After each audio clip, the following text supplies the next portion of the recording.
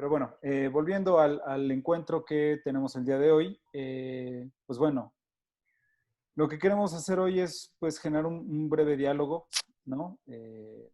Entre Sahara y Canon, ¿no? Ellas dos trabajan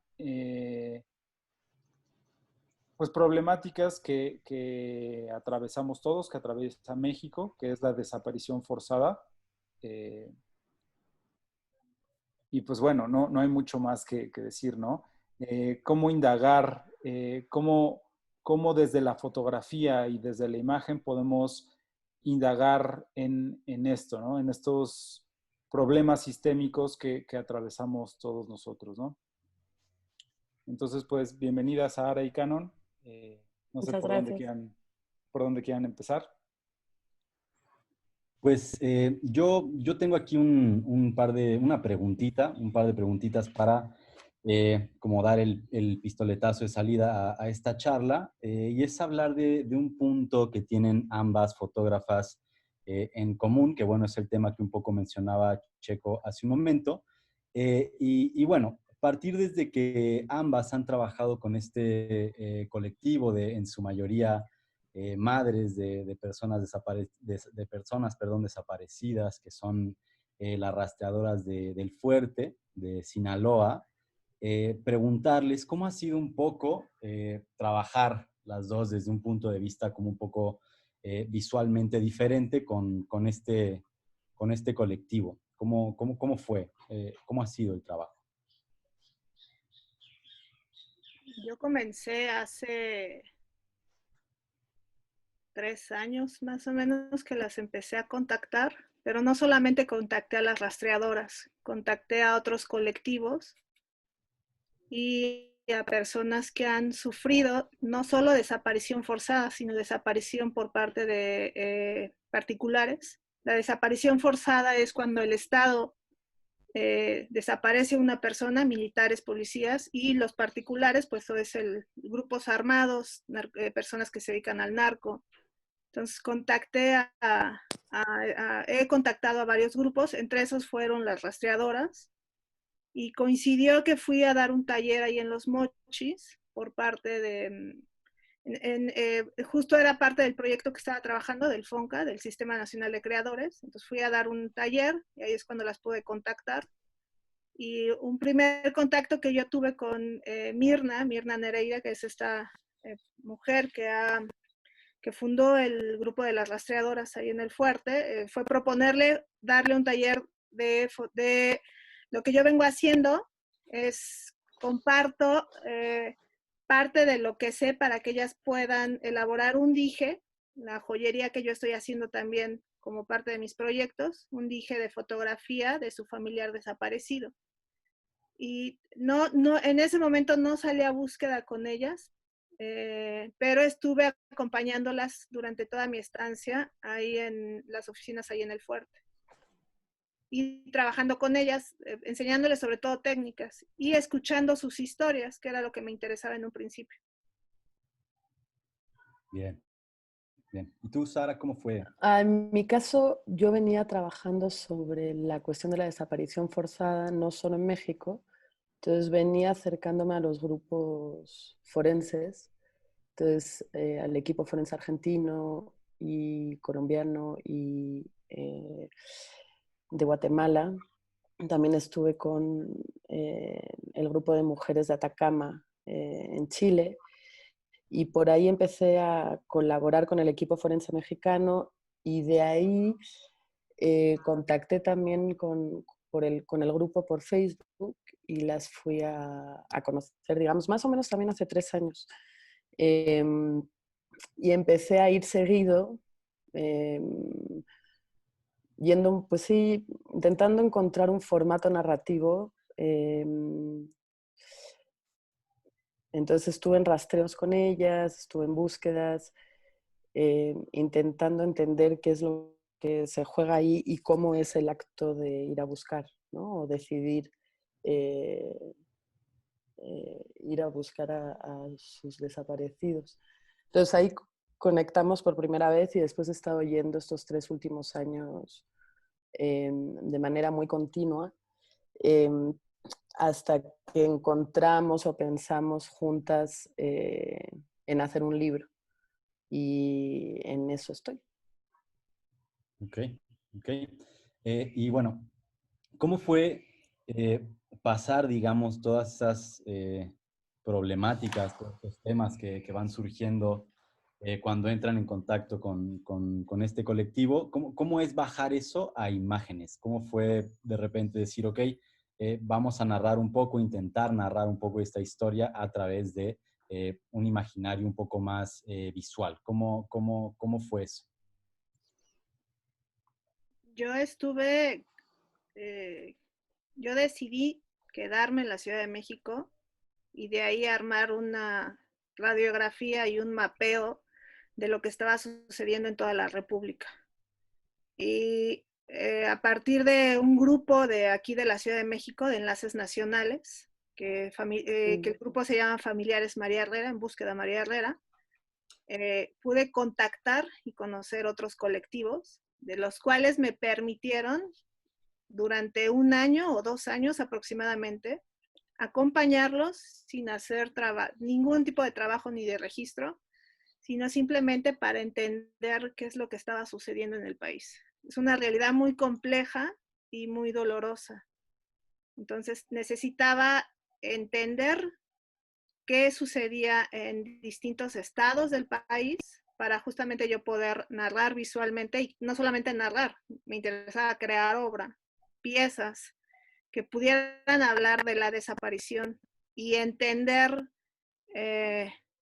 mucho de lo que estaba sucediendo. Era y a la fecha es muy complejo desmenuzar esta difícil realidad.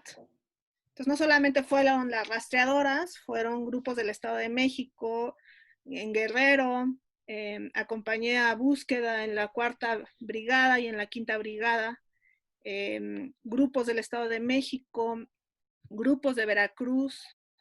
Entonces he estado como acompañándolos algunos, porque al final me volví acompañante, no solamente era como una persona que se quería involucrar en el tema, sino me volví un acompañante y alguien que estaba solamente ahí acompañándolas justamente. Ok. Sí, yo ahí, Canon, estabas diciendo algo que a mí me llamó la atención, porque yo estuve mucho tiempo sin hacer foto, creo que hay una cuestión, bueno, y sin hacer registro. En mi caso, creo que tenía que ver con, no sé, una necesidad de bajar y de entender qué está pasando, y donde sientes, o a mí por lo menos fue un poco el proceso, la fotografía se convierte en algo obsoleto, o cualquier cosa se convierte en algo obsoleto, hasta entender cuál es la clave, digamos, o qué es lo que, o dónde te enganchas tú, ¿no? O por qué estás ahí. Eso era solo para rebotar sobre tu anotación. Sí, yo me pasé horas, horas, horas escuchando historias de terror.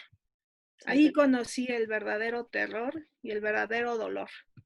No solamente fue, no solamente fue un trabajo físico, sino fue todo un trabajo emocional e intelectual y de resistencia, porque ante tanto dolor, uno decidía si se quedaba o se iba. Y yo decidí quedarme, no solamente quedarme, acompañarlas. Y no solamente acompañarlas, porque finalmente descubrí que quien busca más son las mujeres. Y eso me llamó muchísimo la atención. O sea, en todos los estados, en todos los colectivos que yo iba contactando y que me permitían estar ahí, fui descubriendo una situación muy dolorosa. Y no es porque yo esté haciéndolo, pero creo que sí hay que tener como el espíritu para estar ahí. Y además, una vez que estaba ahí, yo tenía que írselo a contar a los otros, al exterior, a partir de mi trabajo, de mi obra, que eso es lo que me interesaba, que me interesa. Claro, y esto que mencionas es interesante y creo que valdría como a ahondar un poquito más.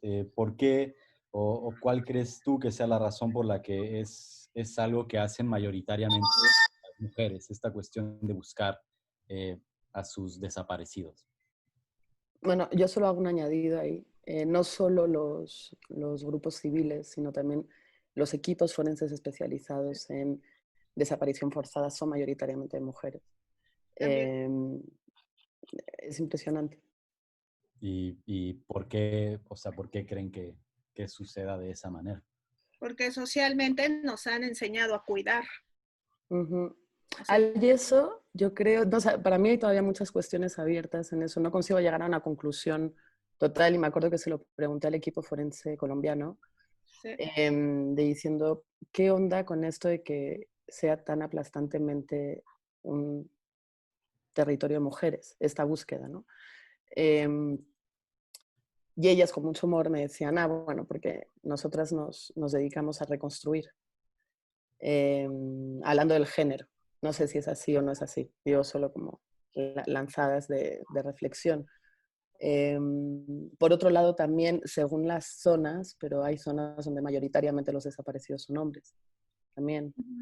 Creo que se mezclan muchas cuestiones.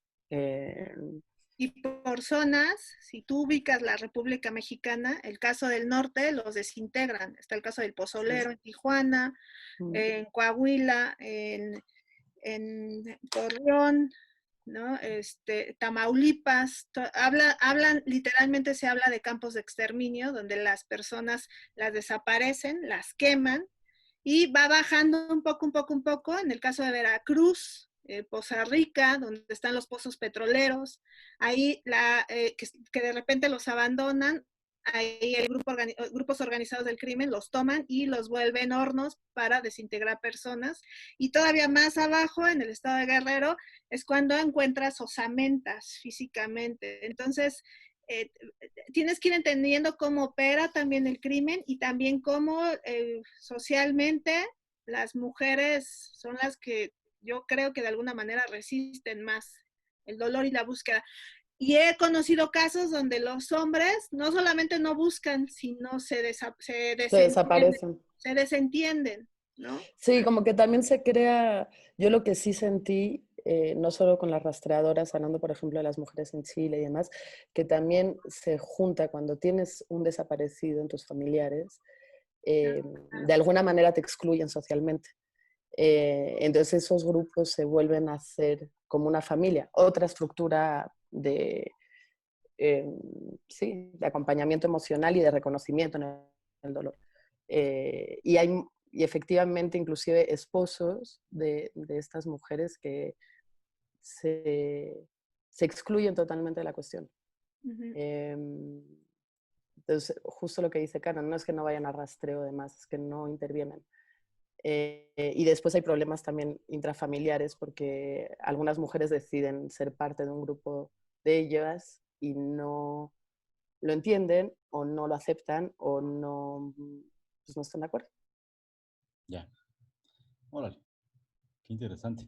Qué bueno que sale un poco esto a la luz, ¿no? Creo que es pertinente toparlo.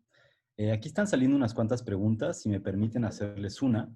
Dice, ¿cómo se presentaron con estos grupos civiles y equipos forenses? Y un poco lo que comenté hace un par de preguntas, ¿cómo comienzan también a retratar las ausencias? Yo comencé a hacer, yo no soy fotoperiodista, pero mi formación es de fotoperiodista y fotodocumentalista. Pues traigo eso muy adentro de cómo acercarme a los grupos, pero tenía que llegar con la honestidad más transparente. No podía engañar. Entonces, yo sí deseo y fui como clara en eso de hacer un proyecto de autor, porque era muy complejo. Yo no trabajo en ningún medio, no soy fotógrafa de prensa. Entonces, y una manera de que encontré es que les ofrecía justamente los talleres. Es muy simbólico traer a tu familiar desaparecido colgando en el cuello, Yo no lo entendí hasta muchos años después, y esa fue mi herramienta para poder acceder, porque obviamente lo hacía gratis, yo pongo todos los materiales, yo llevo todos los materiales, yo les enseño, porque la idea es que repliquen la técnica. Entonces, no, obviamente no tienen ningún costo, les dejo material, les regalo todo lo que puedo. Lo único que les pido, pero eso ya lo estoy ajustando porque hasta ahora los próximos talleres llevo hasta una máquina para imprimir, para que las fotos salgan desde el teléfono y en un pequeño aparato yo pueda imprimir. Pero lo único que les pedía en ese momento es que trajeran la foto de su familiar desaparecido. Y eso, entre los colectivos se van comunicando. Y hay grupos de WhatsApp donde ellos tienen comunicación.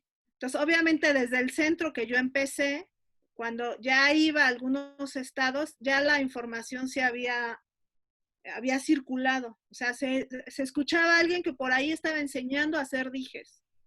Pero como nunca soy invasiva, soy muy respetuosa, siempre soy hasta donde me dejan, hasta donde me permiten, y siempre estoy como dando.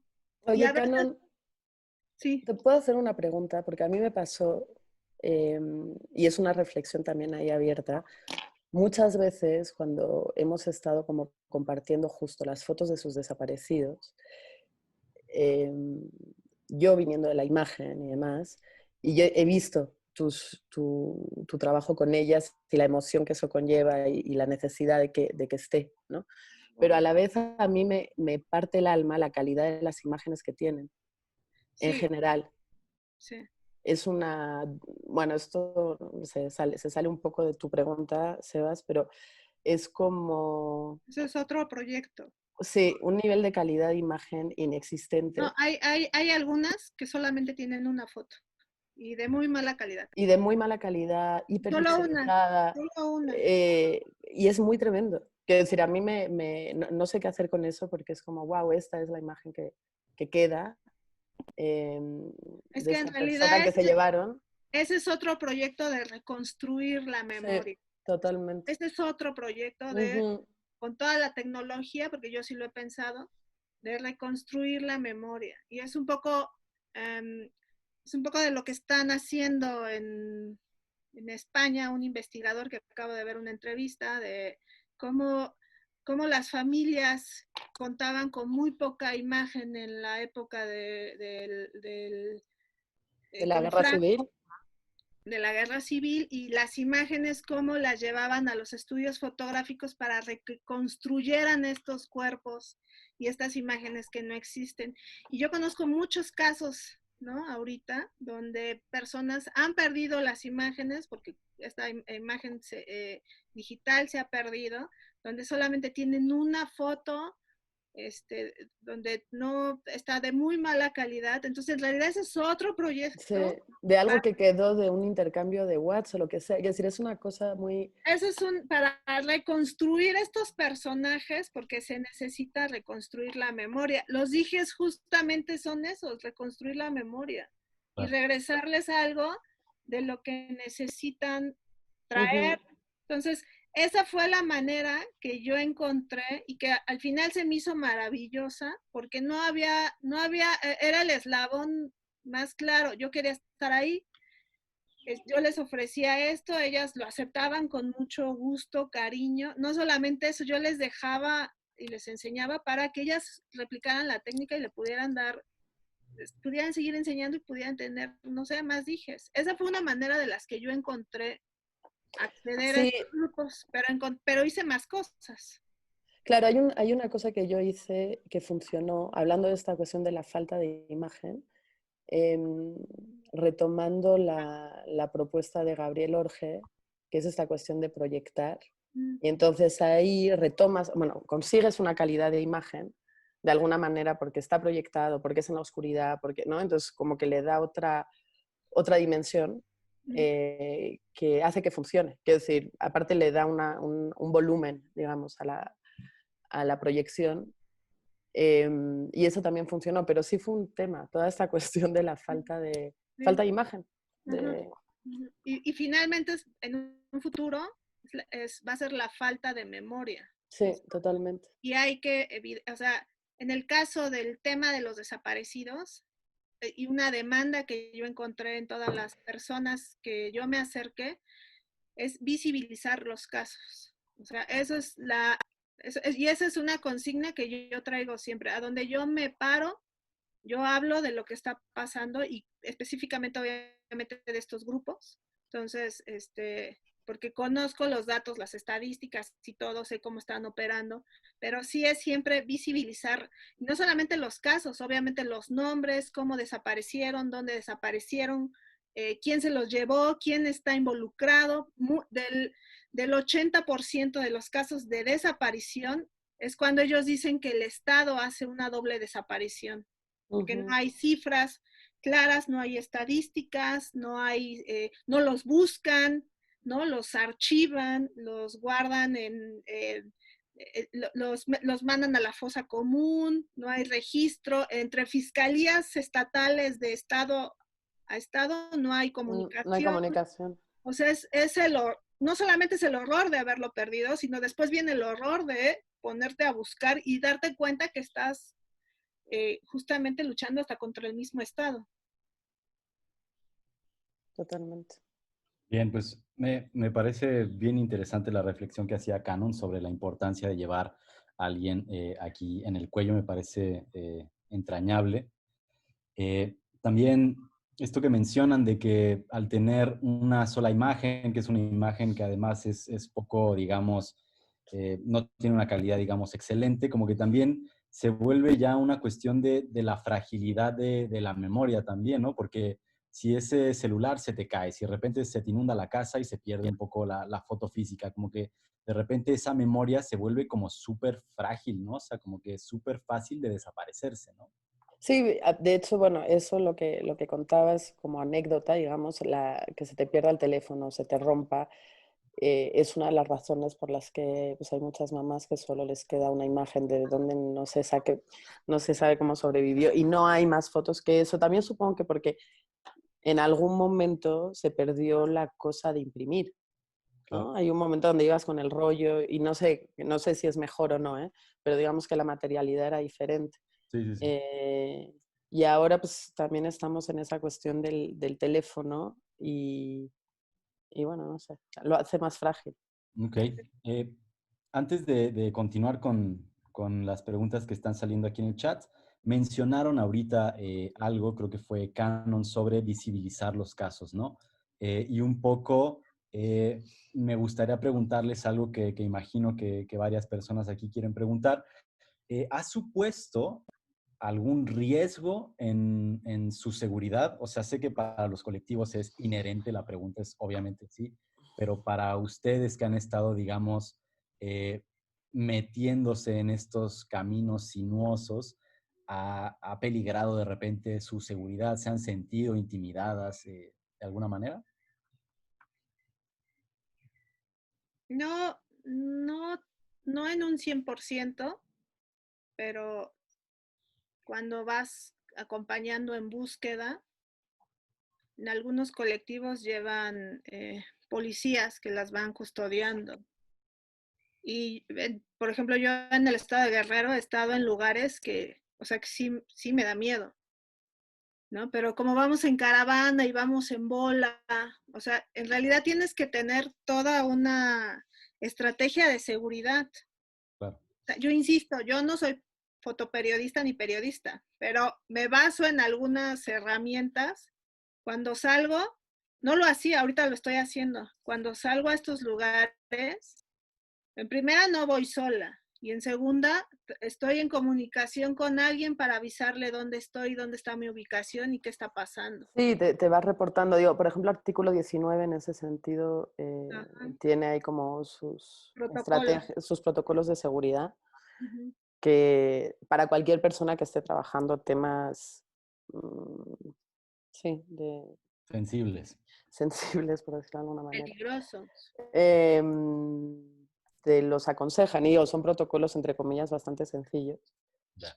A mí, fíjate, el tema de la seguridad me ha ido creciendo con el tiempo. Cuanto más he estado trabajando con la cuestión o con, sobre todo en México, obviamente, cuanto más trabajo en ello, más susto me doy.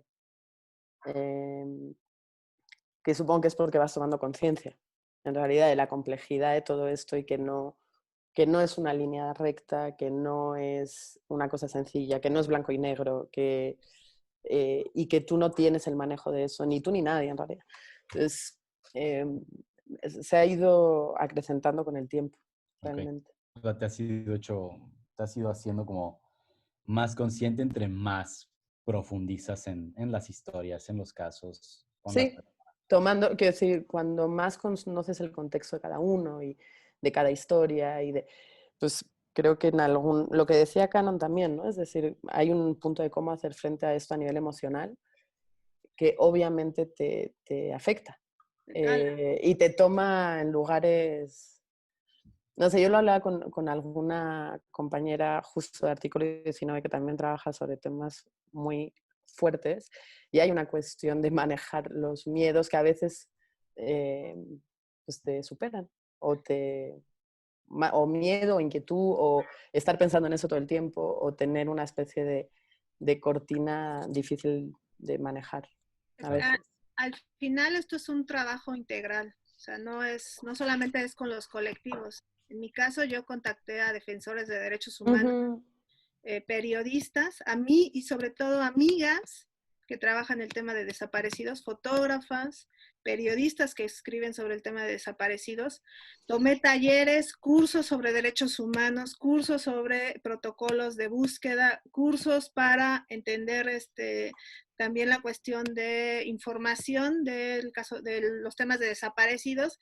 Me informé sobre lo que estaba pasando, lo que pasó en todos estos periodos de justicia transicional en Chile, Colombia, Perú.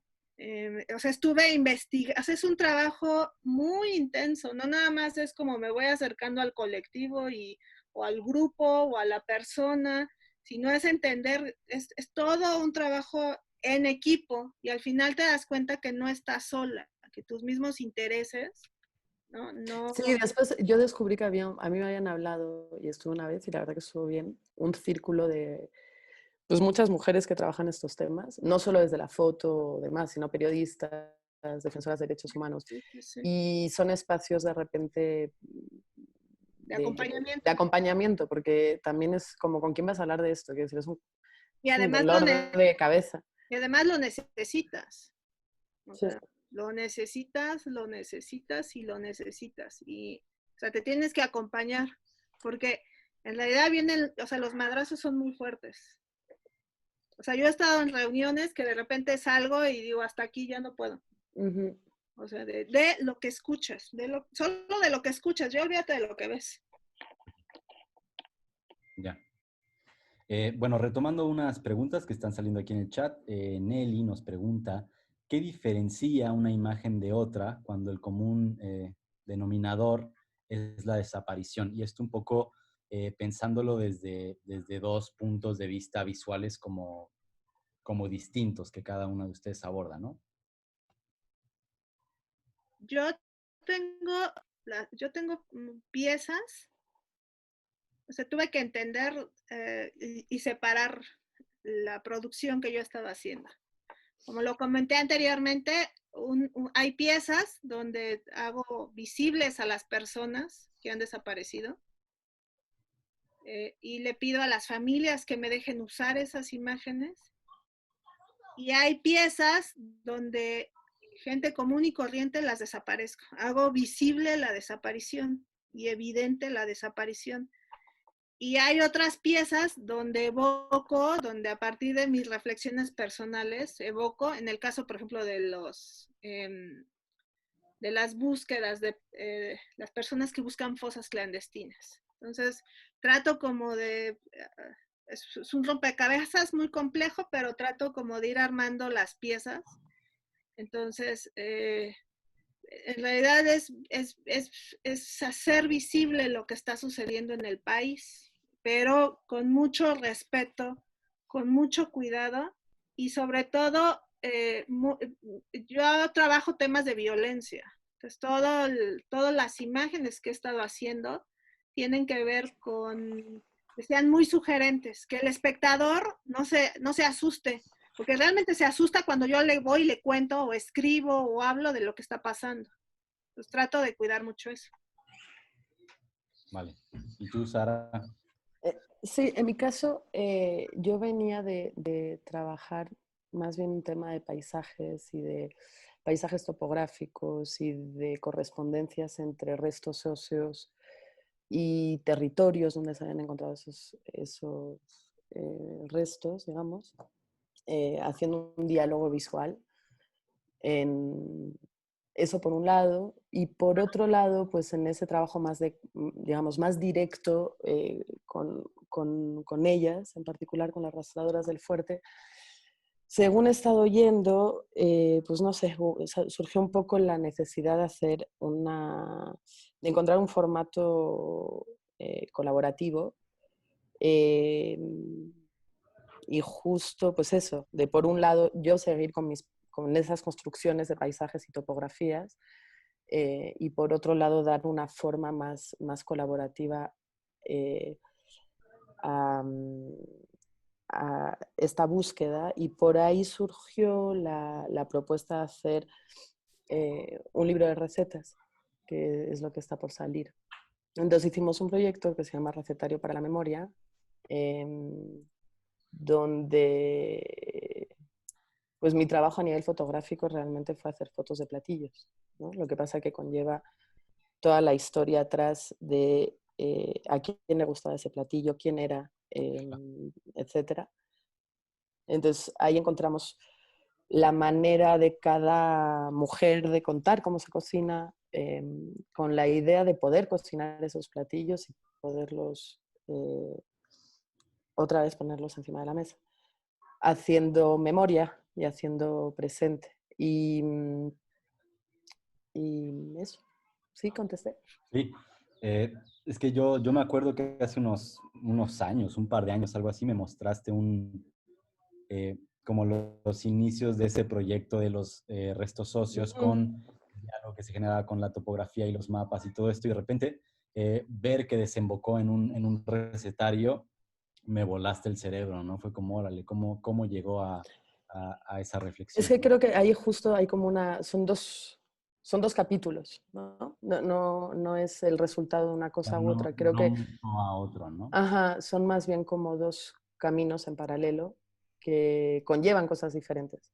Ok. Eh, y por otro lado, también había todo un tema con la fotoprensa. Yo estaba muy frustrada de no ser fotógrafa de prensa, hace mucho tiempo, ya no, pero y a la vez estando ahí era, bueno, ¿cómo se cuenta esto? Y a la vez hay periodistas que van, que hacen su nota, que hacen sus fotos y se van y nunca más se supo, ¿no? Claro. Eh, y también hay una manera, creo, cuando estás trabajando temas tan sensibles que tiene que ver directamente con la otra persona, y lo que decía Canon, ¿no? De hasta dónde te dejan, hasta dónde vas, cómo se va construyendo una relación con ellas, que es individual, es decir, como con cualquier persona. Entonces no son grupos sin nombre, no son personas sin carácter, ¿no? Quiero decir, cada una tiene su historia, y algunas te llevas mejor y otras peor, quiero decir, así, Normal. tal cual. Y hay algo que me chocaba mucho, que es justo cuando hay una manera de narrar que se convierte en la única manera de narrar, entonces ya hay un guión escrito, y yo estuve ahí en momentos donde venían periodistas y hacían entrevistas, y era, wow, es exactamente la misma manera de contar la historia porque son exactamente las mismas preguntas, siempre. Claro. Entonces, bueno, creo que por ahí fue el hilo, digamos, de darle vueltas a eso. Bien. Bueno, continúo con las preguntas que están saliendo. Bueno, este es un poco lo que ya medio habíamos mencionado. Creo que es un poco más específica. ¿Qué tipos de violencias han sufrido como fotógrafas trabajando el tema de la desaparición forzada? No, bueno, pues yo ya di mi respuesta. Bien. ¿Tú quieres ahondar en algo más, Sara? O... No, digo, más allá de lo que dije, que decir, ya, que decir, esas cuestiones de cuando vas a terreno y cuando estás en búsqueda, ha habido momentos de intimidación, eh, que bueno, pues ahí no está en tus manos. Es Ok. como... Bueno, Diana nos pregunta, ¿de qué forma creen que impactan proyectos de este tipo en el campo de la fotografía y cómo creen que es la mejor forma de dar tratamiento al tema, siendo un tema delicado? Pues la mejor manera es no ser más amarillista. Ujú. Es la mejor. Ahí coincido totalmente con la compañera. Creo que sí, no sé si es en el mundo de la fotografía, no sé si es tanto la fotografía, de hecho, es buscar, o a mí hay una cuestión que me engancha, que es buscar cómo contar esto desde otros lugares o cómo hacerse partícipe desde otros lugares. Y efectivamente el lado amarillista, pues como que ya, ¿no? Ya estuvo. ¿Y cómo impactan este tipo de proyectos al campo de la fotografía? Híjole, pues la historia lo dirá. Ahorita yo no tengo la respuesta. Lo que yo sí creo es que, como decía Sara, hay formatos ya muy agotados. Claro. Y que ya no funcionan. Quiero decir, es que realmente ya no funcionan ni para ser, quiero decir, ni para dar parte de una realidad, porque la gente ya no lo recibe y Ujú. no hay manera de crear empatía, no hay manera de crear un puente, porque pues ya llegamos al tope de eso. No creo que nos sirva como productoras de imagen tampoco, ni creo que sirva a los grupos de familiares, en los grupos de búsqueda. Sí, porque en mi caso yo no estoy haciendo fotos documentales. O sea, a mí no me interesa eso. A mí lo que me interesaba es crear exactamente puentes y puntos de partida de reflexión y de análisis de lo que está pasando. O sea, porque hay quien hace foto documental de estos temas y lo hace súper bien e increíble. A mí no me interesa. Y eso lo tenía muy claro. Entonces, cada vez es más complejo, más difícil la propuesta visual. Y aparte que Sí, aparte, bueno, no sé ahí, no sé si es más difícil la propuesta visual. A mí lo que me pasa es que me voy alejando de la fotografía. Es decir, que la fotografía es un medio, pero en realidad no deja, es una herramienta, pero no es el fin. Y claro. de repente el fin ya no es una foto ni es un proyecto visual, es como buscarle formatos y si hay que cambiar de herramienta, pues se va a cambiar de herramienta, no pasa nada. ¿No? Okay. Órale. Mm. Qué chido. Pues sí, es que creo que, como bien mencionan, yo pensaría que justo están impactando ahora, ¿no? Y como bien dice Canon, pues ya se verá más adelante cómo, de qué manera impactó. Porque sí creo, y bueno, es algo que puedes ver casi siempre que te metes al Facebook, a la noticia y todo esto, ves ese tema tratado desde un punto de vista como súper periodístico, súper documental, que ya se agotó, como dice Sara, y creo que empezar a replantearnos esta cuestión como de abordar estos proyectos, cómo repensarlos, creo que es súper pertinente y una labor que las dos están haciendo de una manera bien interesante. Voy a continuar con las preguntas, ¿vale? Que ya se están empezando aquí a medio amontonar. Canon, ¿podrías hablarnos un poco de tu proceso creativo al realizar el proyecto El Azul? Y Sahara, sobre tu proyecto que mencionabas hace un momentito de Recetario para la Memoria. Pues del, del azul fue como... empecé a hacer experimentos con cianotipia y con papeles muy delgados que encontré de las hojas de las bolsas de té que deshacía y luego hacía las impresiones. Y en la investigación, las estadísticas dicen que son más hombres los que desaparecen que las mujeres.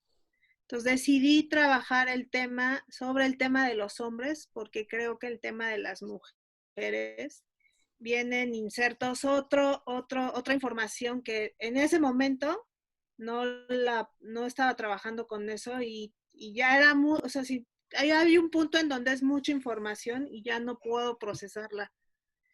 Entonces, creo que en el caso de las mujeres tiene que ver con feminicidio y como con esta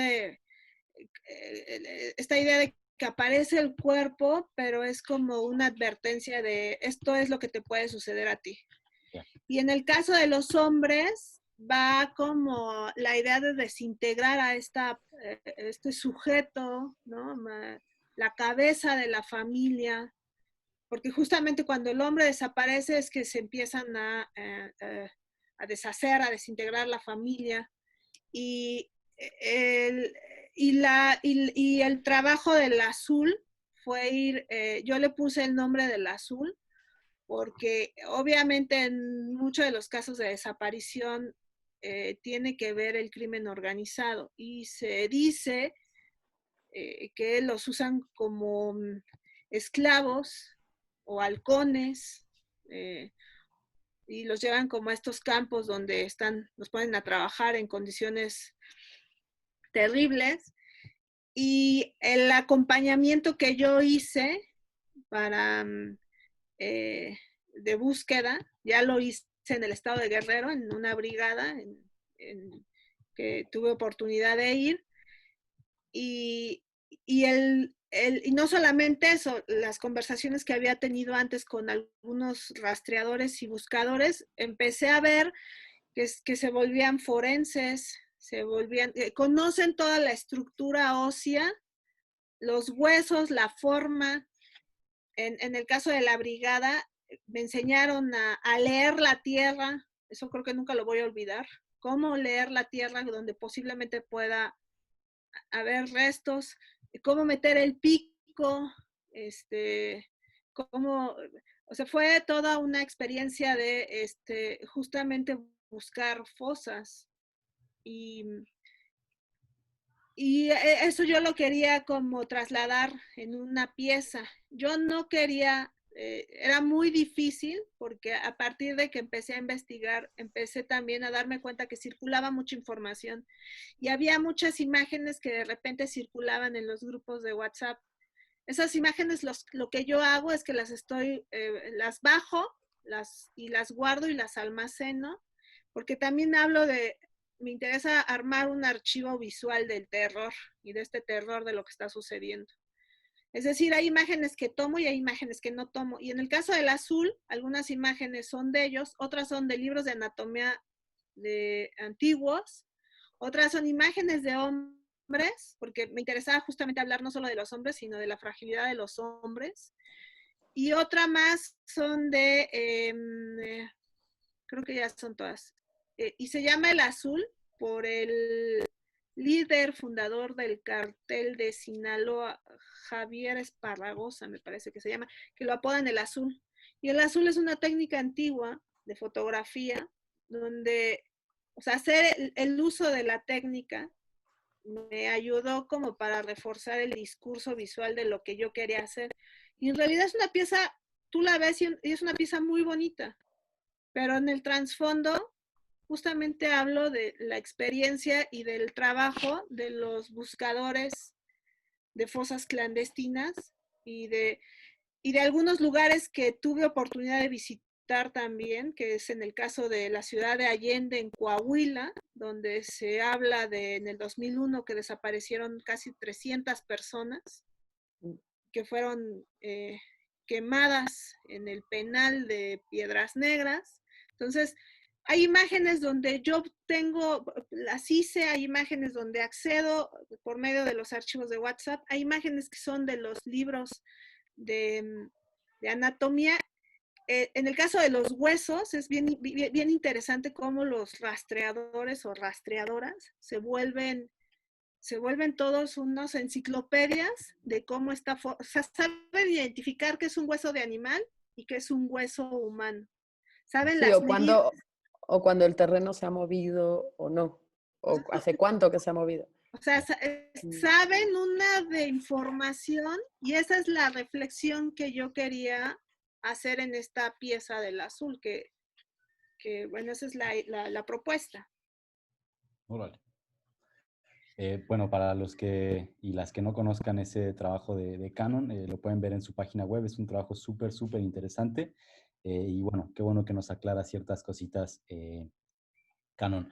A mí me gustaría como comentar muy brevemente esta cuestión de que mencionas, ¿no? Que de repente los y las rastreadoras se han convertido como en forenses súper como Especializados. especializados, ¿no? Pero no lo eran, ¿no? Tuvieron que serlo. Eso a mí me parece brutal. Y hay un clic histórico de por qué fue todo este boom de los colectivos que buscan fosas. Fue a partir, desgraciadamente, de la desaparición de los 43 estudiantes. O sea, si no hubiera pasado eso, donde vienen los equipos forenses de Argentina, ¿no? Donde empiezan vienen también equipos forenses de Colombia. Entonces, y hay una sinergia donde se empiezan a involucrar todos y donde dicen, porque me lo han dicho, si ellos fueron a buscar, por ejemplo, al basurero en Coyuya, en Cocula, perdón, en Cocula, dice, ¿por qué nosotros no vamos a salir a buscar a nuestros familiares? Y a Claro, partir de ahí...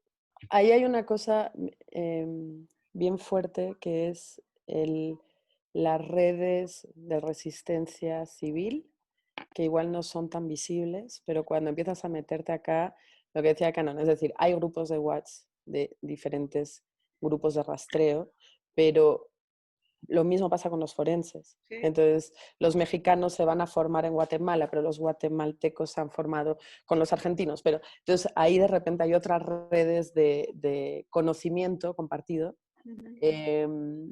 dedicado únicamente a la desaparición forzada, que es muy interesante, porque también aparecen defensores o defensoras de derechos humanos que no eran defensoras de derechos humanos y que se convierten en defensoras de derechos humanos y en súper mega especialistas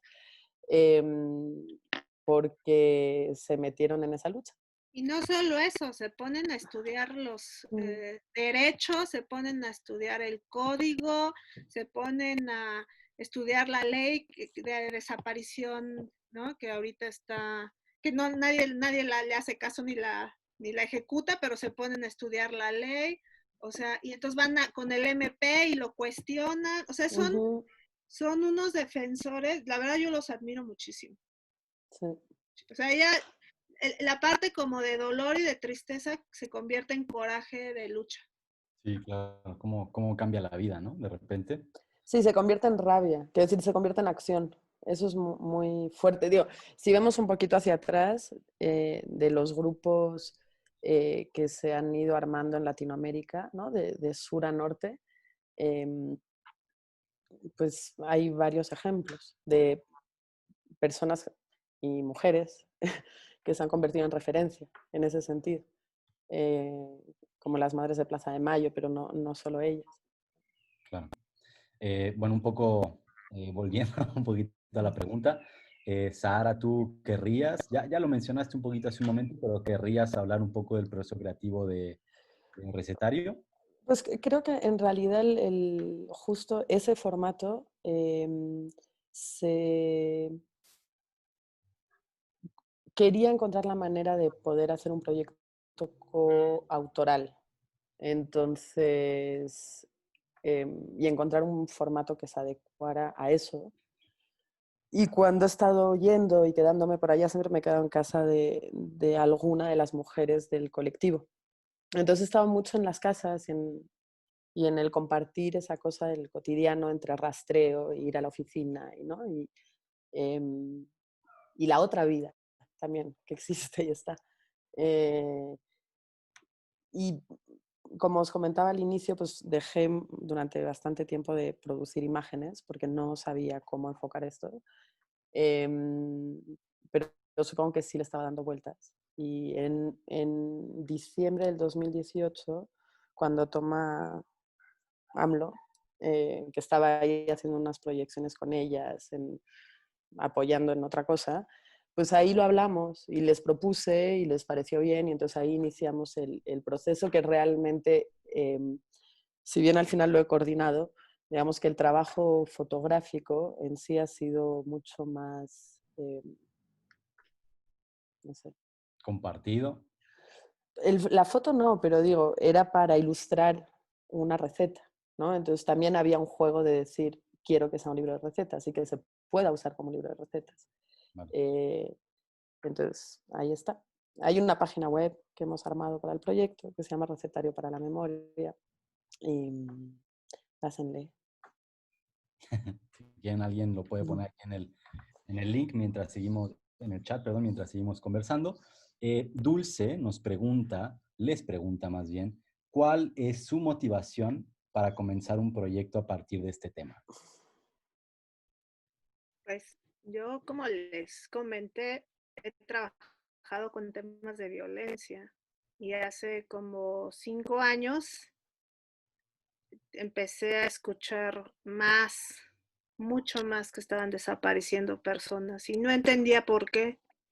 Y es cuando decido meterme al tema y a ponerme a investigar 3, 4 años más o menos. Y, y en realidad era para dar continuidad también como a estos temas que he venido trabajando. Entonces, y aparte, bueno, porque sé también que tengo el espíritu y aguanto. Entonces, pues, una vez que ya, yo siempre digo, sobre todo este tema, siempre se los digo, una vez que estás adentro, son como las drogas, ya no puedes salir, ya no puedes mirar para atrás, no puedes ver el mundo como lo veías antes. O sea, de verdad. Tú, Sara. En mi caso, se mezcla, y creo que por eso todo esto inició más bien desde el campo forense y no desde la cuestión mexicana. Mi historia personal y familiar está vinculada a Argentina, al exilio y a la desaparición forzada. Entonces, como que por ahí era un tema que tenía cercano. Y después, pues lo estuve, digamos, estudiando, investigando. Y me acuerdo justo en las primeras marchas que hubo con los 43, me acuerdo de una imagen en particular que era, se llevaron a un chavo que lo subieron a un carro y se grabó y alguien lo subió al Facebook y al final liberaron a este chico en la tarde. A mí ese videíto me marcó mucho porque era exactamente lo que me contaba mi papá o mi tía. Y me hizo ahí como no sé, una cosa temporal, geográfica extraña. Y ahí empecé, digamos, como más voluntariamente a investigar esto, primero desde fuera para adentro. Ok. Otra pregunta, ¿cómo se componen, hablando un poco del espíritu, cómo se componen espiritualmente después de los madrazos, de las historias que escuchan, después del acompañamiento, después de la búsqueda en vida? Les pregunta, perdón, Jazz Alejandra. Pues vas a terapia. Sí, Básicamente. pues no hay receta, ni magia, ni te pongas un saumerio, ni te des una limpia con huevo. O sea, el madrazo viene y necesitas acompañamiento profesional. Así se Sí, acabó. estoy de acuerdo. Y necesitas acompañarte de otras compañeras o compañeros que estén trabajando el mismo tema. Por eso insisto, esto es integral, ¿no? Porque Sí, aparte te vuelves apoyo de las familias, te vuelves, insisto, acompañante, escucha. O sea, a mí me han dicho, tú no tienes familiar desaparecido, ¿por qué estás aquí? Lo único que yo termino diciéndoles es, déjame estar aquí. Ya después vemos lo demás. sí, creo que la respuesta es yo diría es que no hay de otra. Que te van a dar por todas partes y no estás preparada para eso porque no eres profesional de eso. Y pues lo mejor es tomarlo bastante en serio para dejar un espacio al cuidado, porque es difícil manejarlo. Igualmente, dentro de todo eso, aunque te construyas ahí tus estructuras de cuidado, igualmente pues hay momentos de sobrepasarse. Sí, claro. Para los que no estás como tan preparada, ¿no? No. Amalia le pregunta a Canon, ahora que ya te aceptan, digamos, las buscadoras, pues, ¿qué haces que de alguna manera participen las buscadoras? Creo que se refiere como a mis proyectos, pero no, no, no, no. No, en realidad hago cosas con ellas. O sea, les doy talleres de cosmética natural, de foto, de joyería, de bordado. O sea, yo llego a darles clase de lo que se me ocurra. Y siempre estoy tratando de aprender cosas y justamente para poderles compartir.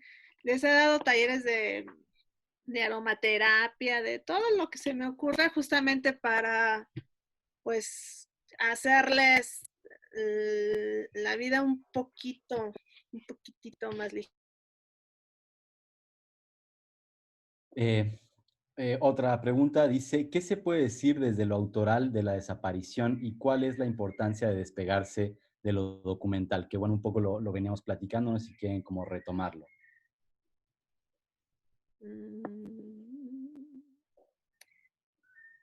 A ver. O Sí, sea, otra ¿Qué es vez. eso?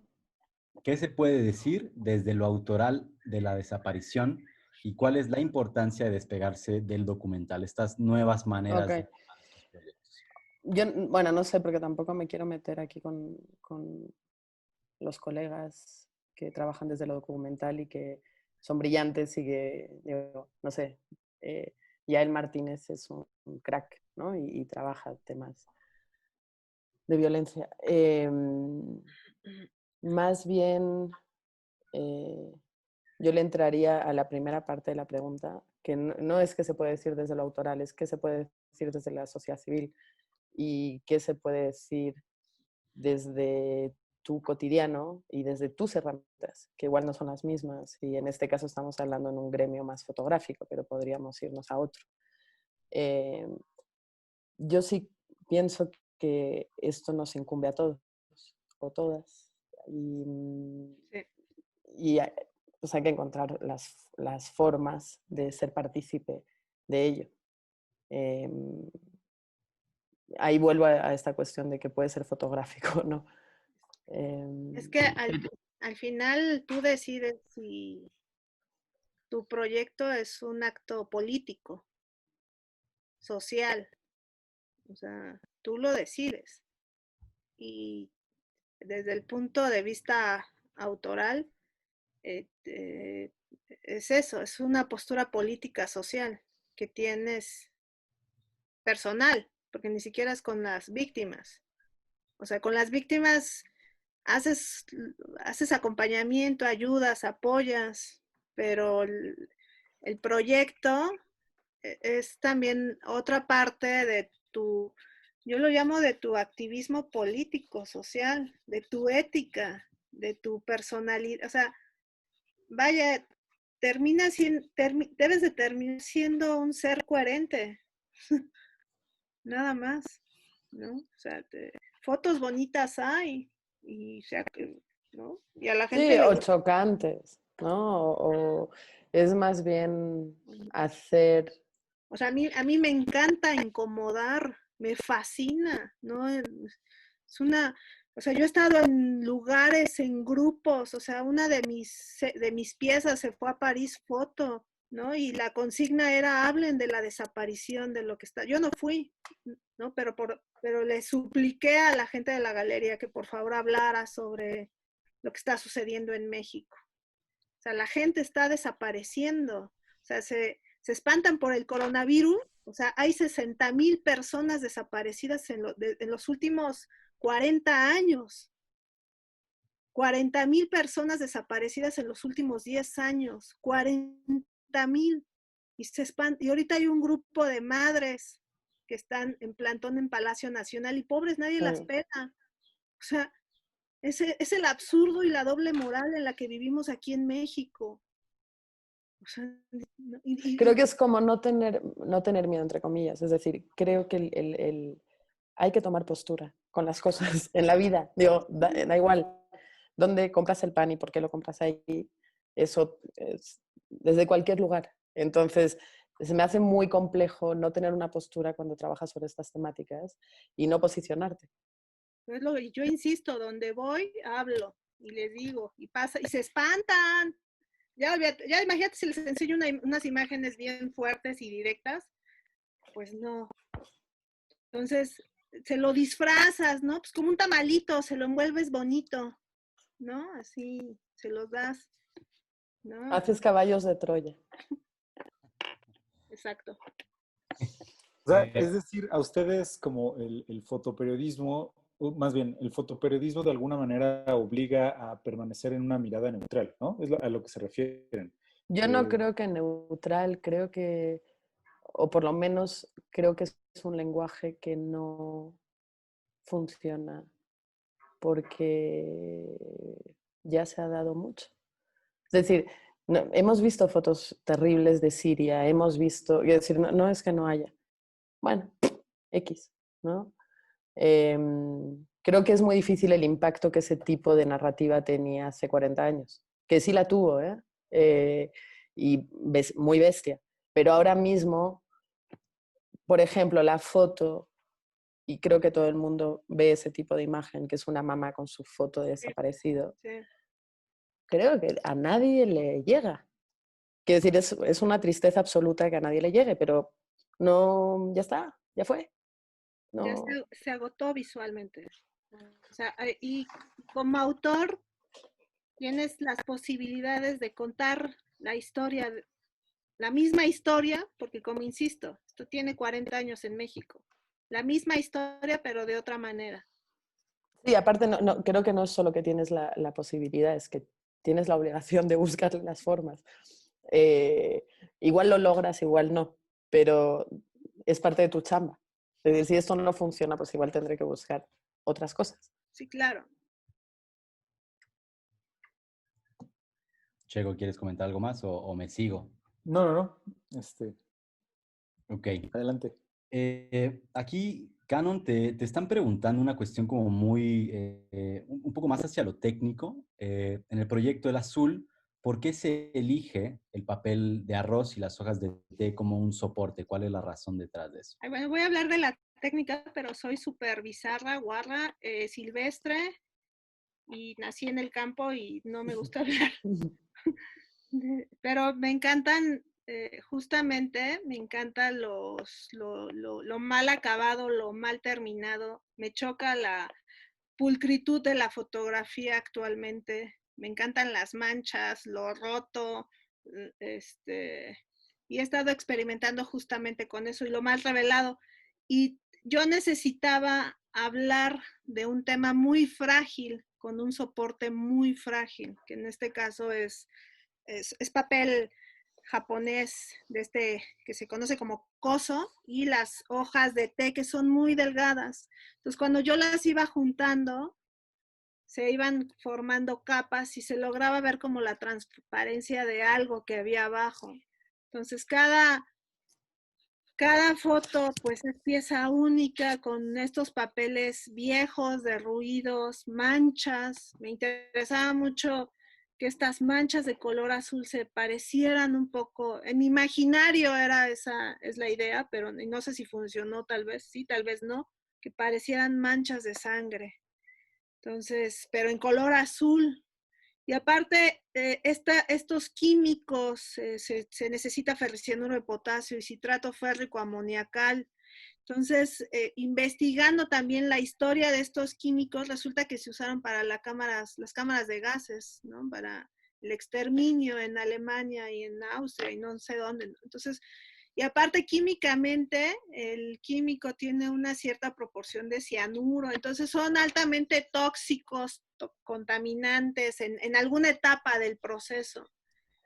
Y pues a mí me encantaba todo eso, ¿no? Y aparte me sigue encantando que tenga el nombre de un líder fundador del cartel de Sinaloa. Se me hace muy simbólico todo. Entonces todo, en realidad todo, en las piezas que yo estoy elaborando ahorita, todo significa, todo tiene mucho que ver el resultado final de la pieza, y el cómo se va a ver, el cómo se tiene que ver, el cómo le va a llegar al espectador, y en este caso, pues el azul es eso. Y he hecho varias versiones. Ahorita Nada más pasa la pandemia y empiezo a trabajar en otra versión del azul.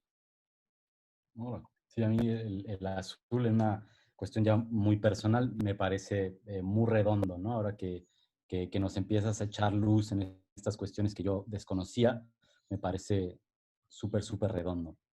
Voy a continuar con otras preguntas para que no se nos vayan amontonando y para también empezar a ir ya dándole un cierre a esta plática. Paola Márquez nos pregunta que si ustedes creen que la visibilidad y el reconocimiento de las desapariciones de estas personas a través de sus proyectos fotográficos ayuda en algún sentido a las madres a superar esta incertidumbre y que si creen que cambien los números de desapariciones al hacer estos proyectos públicos. No, no ayudas para nada.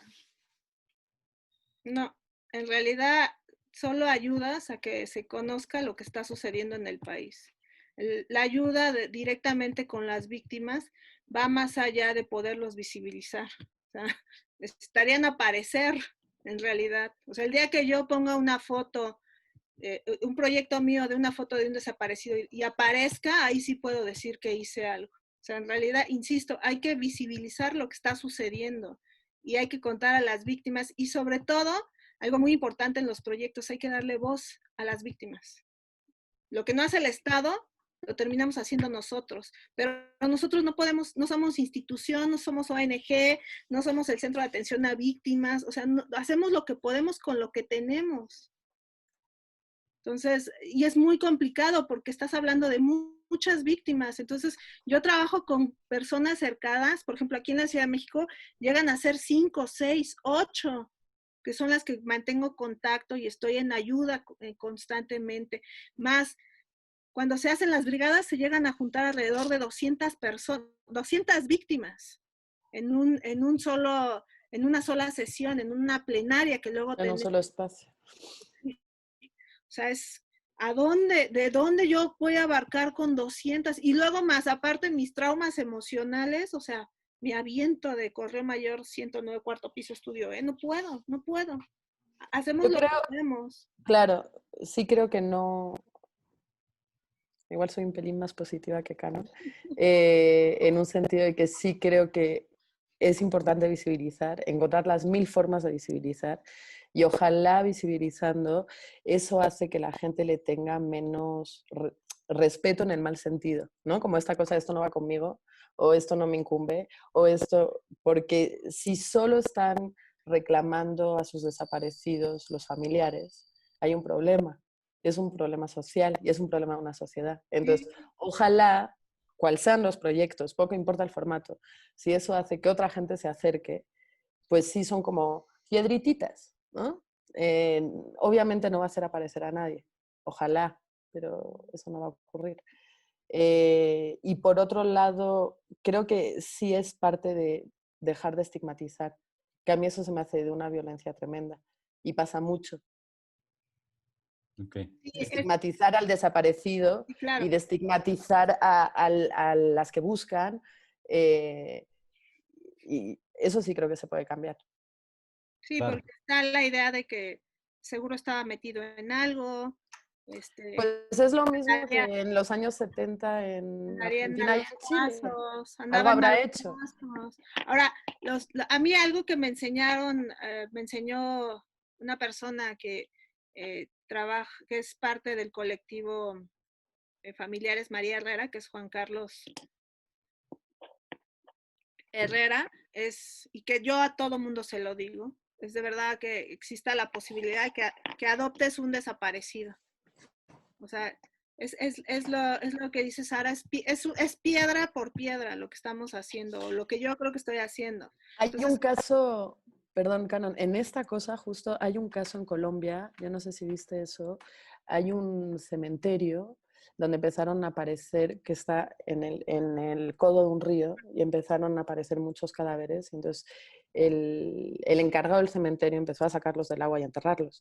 Posteriormente, la comunidad empezó a adoptar a esos cadáveres. Entonces, cada uno se hizo responsable de un cadáver que no era ni su familiar, ni sabían quién era, ni eso creo que para eso puede servir, tal vez, cualquier propuesta visual.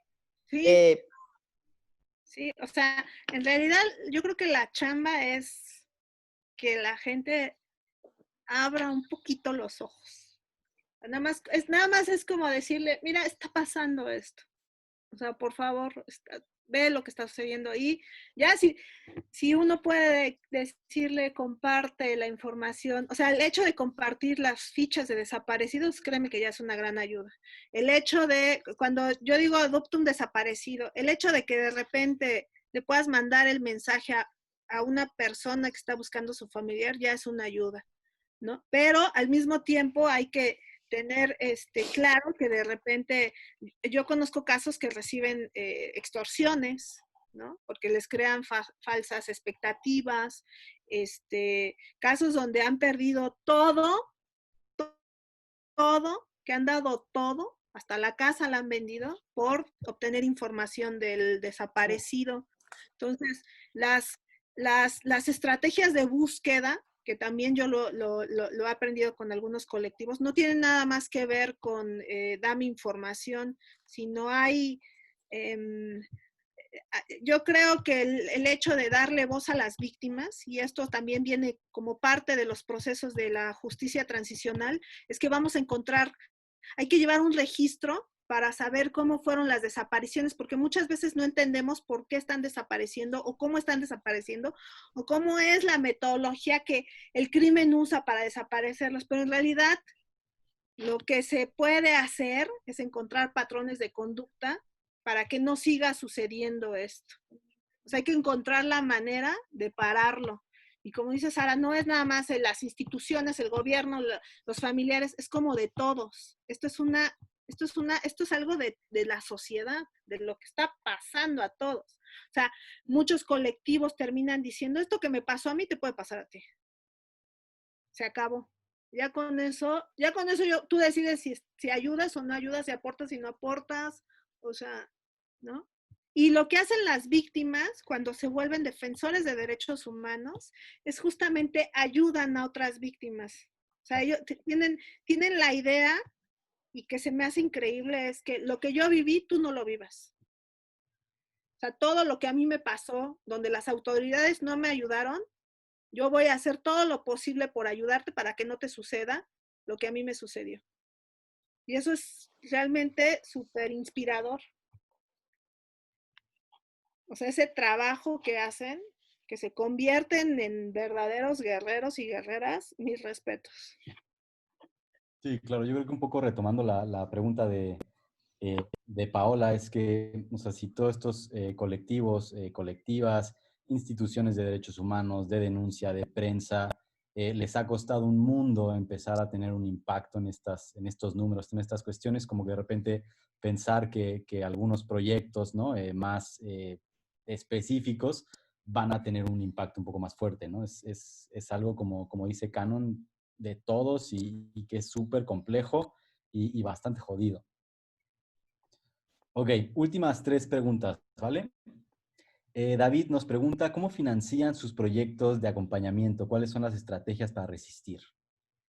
Pues yo este proyecto lo hice gracias a una beca del Sistema Nacional de Creadores, del FONCA, que ya terminó. Pero nada, pues yo trabajo por mi cuenta, entonces pues doy cursos y talleres y básicamente parte del trato de ser autogestiva y justamente poder tener los recursos para seguir produciendo y poder seguir haciendo este trabajo de acompañamiento.